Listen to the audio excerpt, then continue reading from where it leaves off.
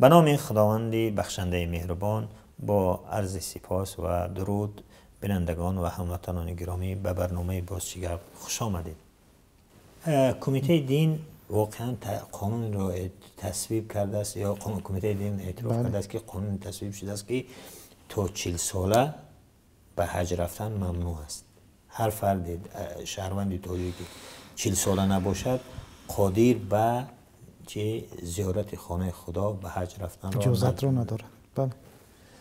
واقعا همون چیزی که شما گفتید که جنگ با خدا اعلان کردن و ادامه همون جنگ است.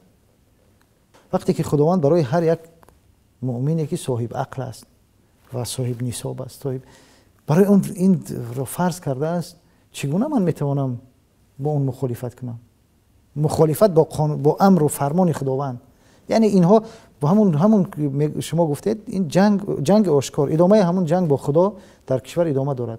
تا کجا می روند اینا؟ مفتی ما کجاست؟ نمیدونم این امام خطیب های ما کجا هستند که چنین در مقابل چنین قانون های ظالمانه ضد دینی اصلا مخالف تمام معیارهای شرعی مسلمانان بایستند و یک حداقل صدایی برآورند.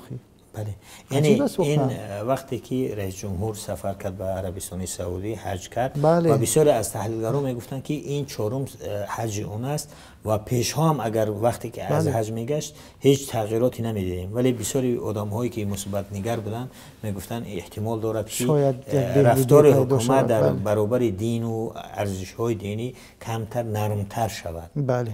ولی میبینیم که بعد سفر در مدت چند روزه 3 قانون یا 3 اقدام ضد دینی رخ داد. یکی منع ازدواج با فرزندان خاله و عمه و تاغا و عمک که واقعا مخالف قرآن است، مخالف ارزش‌های دموکراسی است.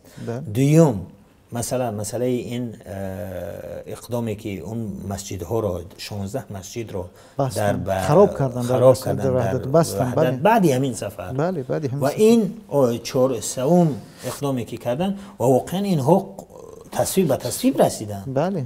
به تصویب رسیدن و شهروندان تاجیکستان که پایون از 40 سال هستند حقی سفر برای حج کردن رو ندارند.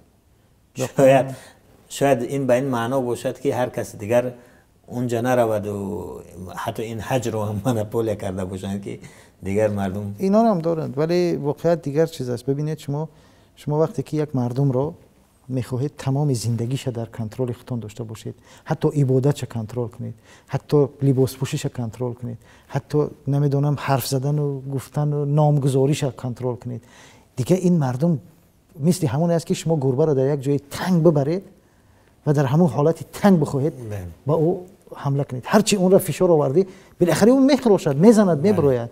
ولی اینها باور کن از حد گذشتن. نخود یک ملت آخر حکومت وظیفش تامین نیازهای مردم است. حکومت باید به مردم زندگی مردم رو بهبود بخشد. اینها به جای بهبود بخشیدن زندگی مردم، به جای کار دادن، به جای به مهاجرین توجه کردن، به جای معاش بهتر دادن، به جای به پیرانسالان توجه کردن، و اینها چیکار میکنن؟ به نامگذاری مردم سر و کار دارن، به معرکه های مردم سر و کار دارن، به توی مردم سر و کار دارن، به ازدواج مردم سر و کار دارن که به تقواش میرود یا به خالش، به نمیدونم حج رفتن مردم که چیکار میکنن، به مسجد رفتن مردم که حتی تا 12 ساله باید به مسجد نرود، تا مسجدهایی که مردم با صد عذاب و زحمت میسازند. بله، مسجدهایی که مردم با پول خودش، مردم واقعا برای مسجدها مردم از وجود خودش سرمایه میگذارد، با اون زحمتی مردم ساخته می شود، با اون چیزهایی که مردم ساخته است اون میآیند خراب میکنن، کنترل میکنن، میخوان در اختیار بگیرن. با اینها سر کار گرفتن. حکومت رو کجا میبرن؟ ما کجا میرویم با چنین حکومت؟ حکومتی که تنها کارش منع کردن، فشار آوردن، با لباس مردم سر کار گرفتن، با عبادت مردم سر کار گرفتن. خب این چی است؟ وظیفه شما این است یا وظیفه شما جای کار تامین کردن، جای مردم رو با برق تامین کردن، آب تامین کردن؟ کجاست وظیفه شما؟ شما میدونید چیکار میکنید یا نه؟ این حکومت از بیکاری دیگر شاید چیکار کردنش نمیدوند، نه جای کار پیدا میکنند برای مردم، نه. خب اینها دیگه کار دیگر که نکردن، زندگی مردم اون طرف پس میرود، اینا دنبال ریشو نمیدونم سله و جامه و چیزای مردم میگردن. خب کجاست این منطق شما؟ روحانیان ما، اونهایی که درباری میگیم، اونهایی که در نوارها میگویند که آزادی دینی در تاجیکستان تأمین است، واقعا اونها در این مسائل از خدا نمیترسند. بله. نمیگویند که این مخالف قرآن است، مخالف حدیث است. بله. ولی از اون میترسد و در برابر اون همه دروغ را میگوید، اما از این از بنده هاش میترسد، ولی از اون خداوندی که خلق کرده است از اون نمیترسد. متاسفانه. بعد این سفر 16 مسجد رو ویران کردن، 16 مسجد. بله. این هم دیگه نتیجه اون سفر سعودی است. نمیدونم، شاید من تعجب میکنم واقعا از سعودی. فقط شاید در سعودی شاید به او گفتن که این کارها را بکنه، یا که نمیدونم در سعودی شاید به این گفتن که ما به تو پول نمیدیم، از عصبانیت و از قهرش این کارا کرد، یا اینکه اون چیزی که میخواست از سعودی بگیرد نتوانست به دست بیارد، به خاطر این هست که این کارها را میکنن. دیگر آدم حیران میموند در این واقعا. بله. این واقعا مصیبت همون کارشناسانی که یعنی تاریخ تجربه داشتن از این سفرهای حجی، امام علی رحمان و دیگر مسئولین بلندپایه کشور میگفتند که این همون باقی میموند. بله. یعنی نرمیشه دیده نمیشه.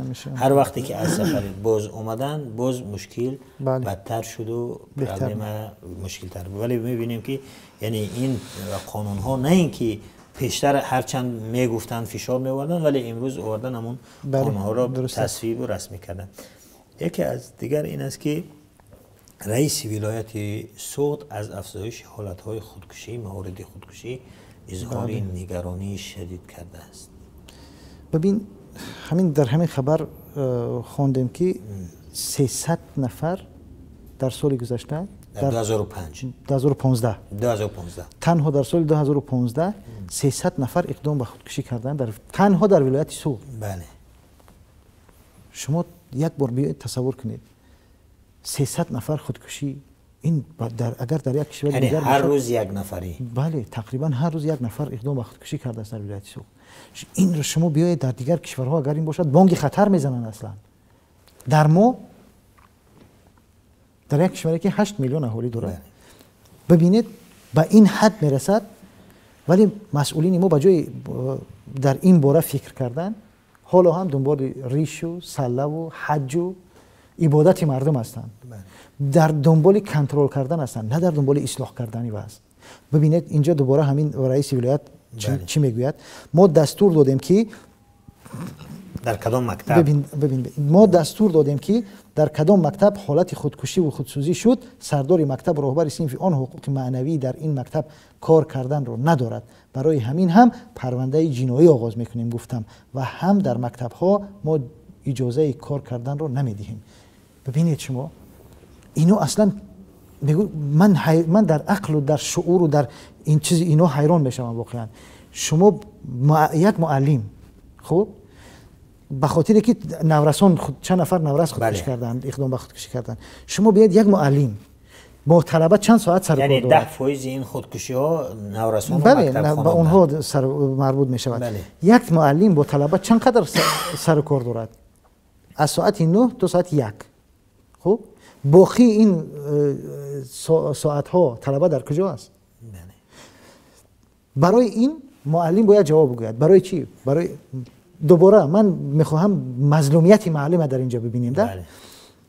معلمی بیچاره وقتی از به درس میآید در فکر این است که سحر من اکثریت معلم ها رو میشناسم در دیهات پیش از اینکه معلم ها به درس بروند میروند دنبال گاو و خر و نمیدونم چیزهای خودشون میبرند تا بچرانند، جابجا کنند، برسونند، یا زمین خودش میرود میکارد یک کار مشغول. بله بعد نماز میروند مشغول اون کار است و بعد تا هنگام درس آغاز شدن، وقتی که هنگامی که درس شروع شد میرود برای درس گفتن. از درس هم که دوباره برآمد میرود در فکر یک طرز گذراندن و پیدا کردن روزگار خودش است. معلم وقتی اون را ندارد، فرصت اون را ندارد که بیاید با طلبه در دوام درسش دیگر کارهای دیگر را بکند. معلم های ما امروز با این حال گرفتارند. ولی یک لحظه ما در مکتب هامون امروز کمبودی شدید داریم در مسئله روانشناسان. واقعا در مکتب های ما روانشناس وجود ندارد که کار اصلی روانشناس همین است. که با بحران‌های روحی طلبه‌ها خواننده‌ها سر و کار میگیرد و اونها رو معالجه میکند، درمان میکند. خب در مکتب‌های ما امروز اصلا وجود ندارد. ولی اینها به جای اینکه بیایند در مکتب‌ها بگن که ما مکتب‌ها را باید با روانشناس تامین کنیم، باز دوباره مسئولیت خودشون میاندازند گردن معلمی بیچاره. و اون نوارها که معلم مثال اون نوارها هم بودن که مثلا اون جوان چقدر عذاب میکشه در برابر معلم. بله، اونی که معلم هم طلبه رو میزند. بله. و با یک حالت عجیب. و ببینید شما، من یک چیز دیگر رو میدونم، یک حالت دیگر رو میدونم که یکی از معلم‌هایی هست که در یکی از دهات درس میگوید. معلم سحر میرود در مکتب درس میگوید، در صنفش یک طلبه درس میخواند که بعد از ظهرش معلم در خانه اون طلبه چیکار میکند؟ مردیکار است. در خانه اون طلبه میرود مردیکاری میکند، اون خانه را دیوار میکند. و ساختمان چی است معلم بعد از ظهر؟ واقعا مثل این معلمانی وطن دوست و زحمتکش زیاد داریم، خیلی زیاد داریم. و حالا شما تصور کنید که اون طلبه که معلم در خانه او کار میکند، با این طلبه با او چی مناسبت میخواهد کرد؟ و چگونه میتوانید شما چنین معلم رو بیایید بالاش دوباره این مسئولیت رو بار کنید و بگویید که معلم باید این خیل باشد اون خیل باشد؟ شما اول ببرید معاش معلم بالا، زندگی معلم رو اونقدر تامین کنید که دیگر در فکر دیگر کارو نباشد. از یک طرف. دوم طرفش که شما مسئولیت خودتون را اجرا کنید، مکتب ها رو با روانشناس تامین کنید، سطح زندگی مردم را بالا برید. من مطمئنم اکثریت اون خوانندگانی که در اینجا هستند مثلا خودکشی دست زدن، بیایم بریم ببینیم خانواده اونها مهاجر کاری هستند یا از هم جدا پاشیده، خانواده از هم پاشیده هستند. این رو برای دنبالش پیدا کنید. ولی دوستی عزیزم ببین در تاجیکستان قانون‌های عجیب و غریبی که هستند، یعنی این تقریبا دیگر به این حد زیاد هستند که عجابت هم ندارد. مثلا یک فعال سیاسی کار میکند، فعالیت میکند، پدری 95 ساله و عمه 70 ساله و عمکی دورش مسئول جوابگاری اون است. وقتی که فرزند پدر در مهاجرت است و این است، باید هر کاری که فرزند کرد باید پدر بر اساس اون قانون مسئولیت پدر و مادر. در مکتب وقتی که هر چیز شد باید دیرکتور و معلم اینها جواب بگویند. ولی چرا نمیگویند که اون صراف بیچاره که به خاطر جریمه شدنش، به خاطر اون جریمه هنگفت شدنش، یعنی وضعی روانی اون رو ندیده، وضعی شرایطی اون رو ندیده، اینقدر جریمه هنگفت کردن، اونهایی که عامل سبب این چیز شدن اونها رو به جوابگری نمیکشن. این دیگه وقتی که فعال سیاسی به خاطر فعالیت سیاسی، یک فعال سیاسی عمه او پدری 60 ساله و 70 ساله 95 ساله و مادری 60 ساله و دیگر اذیت میکشن، مورد فشار قرار میگیرن، چرا اونهایی که باعث اینقدر مشکل شدن کشور 1 میلیون نفر رو مهاجر کرد؟ خیلی که اون روزنامه‌نگار تاجیک خیلی خوب گفته است که اگر سوال می داشتم رحمان رو میگفتم که شما گفتید که تا یک مهاجر ماندن در افغانستان دیگر جا من احساس آرامش نمیکنم، ولی امروز 2 میلیون مهاجر در روسیه است. در فعلا از روسیه هم برآمدن ولی امروز شدن آمدن یک ترکیه و اروپا و همه ملت خور و ذلیله. چرا به این چیزها اونهایی که عامل این چیزها این مصیبت ها میشوند جوابگو نباشن؟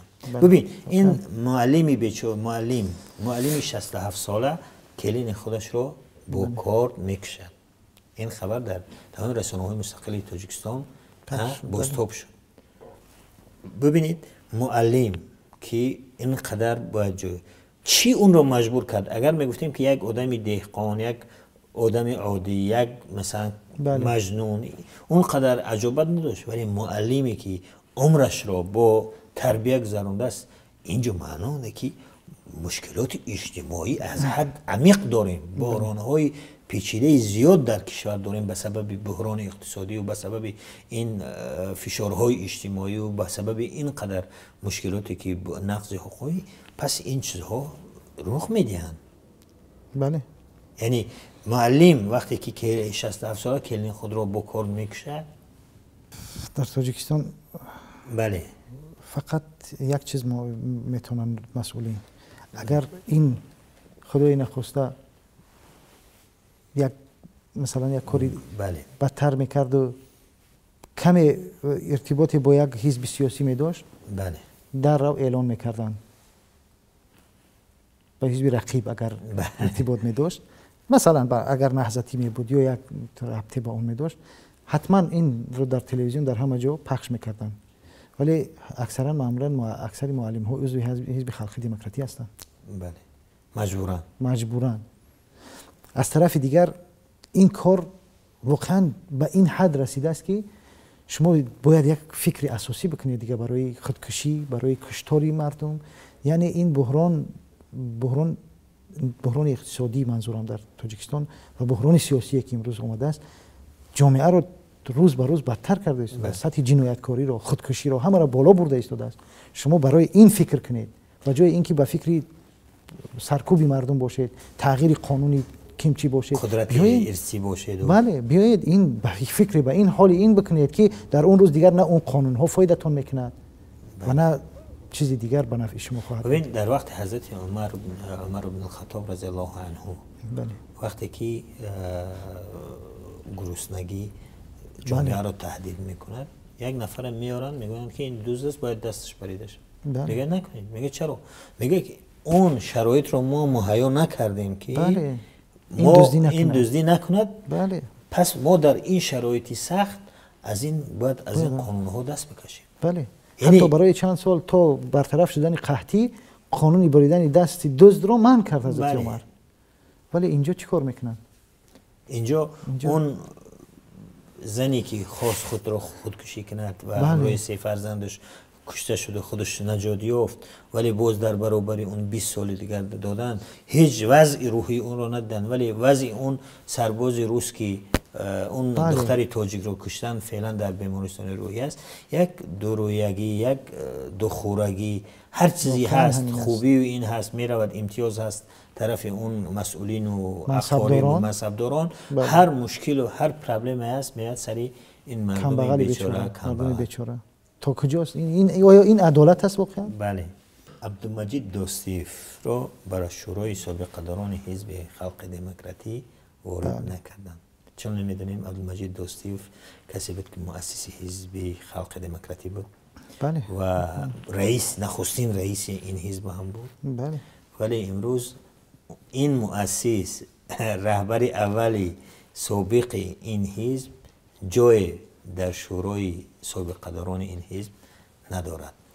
قابل ذکر است که عبدالمجید دوستیف در کمیسیون اشتی ملی، در معاون رئیس کمیسیون اشتی ملی بودند. بله. و یک واقعا از لحاظ سیاسی سهم کلانی دارند در برقراری صلح و در حتی در مذاکرات هم چندین دوره مذاکرات رهبری هیئت مذاکرات حکومت رو بر عهده داشتند از جانب حکومت و به نظرم یعنی یک روابط خوبه با استاد نوری و با اون رهبرانی مخالفین داشت. بله واقعا یک انسانی منصف بود تا حدودی واقعا. در چیز نبود. ولی ببینید در همون پایان همون کامنت بخونید بهترش از این که ما بگوییم. اون آسان‌تر است گفتنش. تا جایی که چیزی یکی درباره دوستیف گفته است. بله. این است. به نام جامعه. بله که به نام جامعه گفته است. میدونید چرا وارد نکردن؟ برای اون که محض همین دوستی چند سال پیش دعوا کرده بود که حقیقت تو رو من ساختم و ای رحمان بعد آمده اون رو گرفت. یعنی گفت حقیقت مال من است. این گپ به گوش پیشوا خیلی سخت رسید و او را محض از روی خط خودی ها یک باره بیگانه کردند. دیگر به یگان روی خط وارد نمی شود. باور کنید. ولی دولت‌علی دولتزاده که میلیون ها سامانی پول حزب را آبولای کرد در روی خط هست. فکر ما این که همین نهاد اضافگی است، در کار نیست. پولی که برای کار این شورا جدا می شود به کمیته های ولایت‌های و شهری، ولایتی و شهری و تشکیلات های حزبی فرستانید 1000 بار بهتر. بله. ببینید واقعا اصلی این کسی است که به نظرم نامی مستعاری به نام جامعه داده است ولی از قضیه خبر دارد. بله میداند جزئیات رو و این معلوم کرده است که در اصل پشت قضیه چی می ایستد. بله. کسی هست عضو حزب خلق دموکراتی است، از سخنانش معلوم است. بله. و میداند که کی پولهای این حزب رو آبولای کرده است. بله. و این خاصی حزب نیست، در کشور همه میدانند و حتی سازمان های بین المللی دزدی کلان علی مردانوف رو آشکار کردن، ولی امروز هم میبینیم که هیچ حدود 1 میلیارد دلار. بله. 800 میلیون دلار. ولی تا امروز همین است. ولی در ما هر کس که کلان می‌دزدیده است 800 میلیون دلار وقتی که در این مسئله نابود شد، آبولای شد، ملت با همه عذاب، حتی برای فشار و برای مجبوری اون سهمیه های روغن رو فروخت، همگی 200,000 یا 180 میلیون جمع آوری کرد. ولی 800 میلیون آبولای می شود، دزدیده می شود، نابود می شود، هیچی جوابگو نیست. نه که جوابگر می شود، بلکه بسیمت های بلندتر بله مشرف می شود. واقعا هم این کشورهای غیر دموکراتیک، کشورهایی که در اونجا شفافیت نیست، همه چیز امکان دارد. اونی که فعلا میبینی در دست راست است، شاید فردا با اون ستاره شاید معقول نشود. بله. یک سرنوشت بعدی رو بله. مواجه شود. درست است. یا برعکس هم می شود که یک نفر در برای که همه کشور به طبیعت یک نفر میچرخد. بله. پس اون طبیعت اون شخص هر چیزی را که خواست دیگر همون باید بشود. همونی که فعلا رفت یک جا یتیم ها را دید و در اونجا دید که معیوب ها، اطفال معیوب هستند، احساسات انسانیش بلند شد. این واقعا یک چیز خوب است، ولی به این بعد به نتیجه رسید که باید این سخن سعادت امیرشاه و درست به دست که باید خشتباری، نکاح خشتباری منع کنیم و واقعا هم این کار رو انجام دادن. یعنی نباید در کشورها یک نفر حکمران باشد. عقلها را کمک میکنند. باید اونجا آزادی باشد. باید هر فرد ملت احساس کند که در این کشور خون نافش ریخته است، حق دارد. و باید رأی داشته باشد، نظر داشته باشد، فکر داشته باشد. از امکانات اون کشور استفاده کند، حقوق دارد که از امکانات ثروت‌های اون ملت کشور استفاده کند. ولی متاسفانه همین است که کرامت شریپوف رئیس اون مهاجران تاجیک، اون در صحبت با تاج نیوز به نظرم رئیس جنبش مهاجران کره تاجیک در روسیه گفته است که تاجیکان را حکومت روسیه به قدر نکرده است، بلکه این بی‌توجهی مقامات ما است که این تاجیک 100% این گپی درست است. تاجیک گاستربایتر شده است، جمع شد و روشن شده است. تاجیک به این حد رسیده است، چورکه شده است و حتی به حد رسیده است که ازبک ها و دیگرها جنایت میکنند، در عموم مردم اونها را تاجیک میگن. یعنی تاجیک به عنوان چی؟ یک چورکه، یک جنایتکار، یک نرکمن، یک آدمی. اینها به این حد ما را رسوندن. واقعا اون چند روز پیش اون گزارش الجزیره از تاجیکستان، وضعیتی یعنی زنهای تاجیکی شوهراشون اونها رو ترک کردن، روسیه رفتند و با اونها پله میفرستند یا با طریق SMS با اونها طلاق را خبر میکنند. یعنی اینها رو واقعا وقتی که میبینید که تاجیک رو چی طور اینها با تاجیک به جهانیان معرفی کرد. یک آدمی بی روح، یک آدمی بی حقوق، یک ویرانکار، جنایتکار، چورکه، جمشید، بی مسئولیت. در حالی که بر زمین الحمدلله مثل عبدالله سفر استاد داریم که در جایگاه خیلی آبرومند در همسایه کشور داریم. اون خواهر دختری تاجیکی رفته است 30 ساله است در سوئیسریا. در سوئیسریا اون اون سازمانی برای درمان کودک های معیوب رو به نام شفا ساخته است و سرخط خبرها شدند.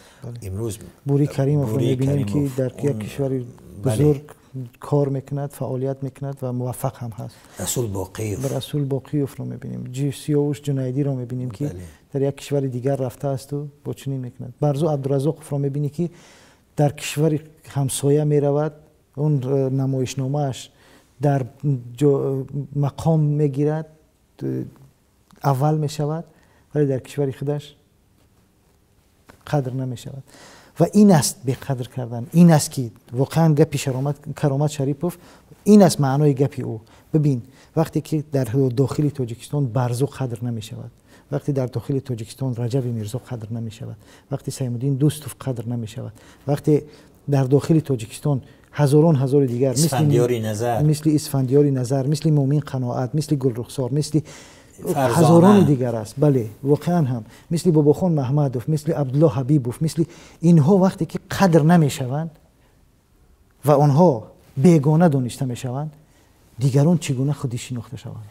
در داخل تاجیکستان وقتی که این نخبگان، این شخصیت ها، این افراد فرهیخته و فرهنگی ارزش ندارند برای حکومت داران، دیگر مردم کجا ارزش داشته باشند؟ این یک طرفی کار است. از طرف دیگر شما ببینید در تمام سفرها و برنامه‌های حکومت ما امروزها شده است استرداد تاجیک از دیگر جاها به وطن و معرفی کردن آنها به چی؟ تاجیکان از طریق روسیه به سوریه می روند، تاجیکان از طریق فلان جا به سوریه می روند، تاجیکان افراطگرا شدند، تاجیکان در روسیه با گروه های افراطگرا هم پیوستند. همیشه تاجیک رو در چشم دیگران، حتی در چشم بیگانگان به چی عنوان معرفی کردند؟ افراطگرا، تروریست، مواد مخدر فروش. حتی در روسیه که تاجیک ها اکثر مدارس معلم های اسلامی تاجیک ها هستند، با اون نوارهایی که از ملاهای تاجیک کردن، بله چقدر ضربه زدن به اون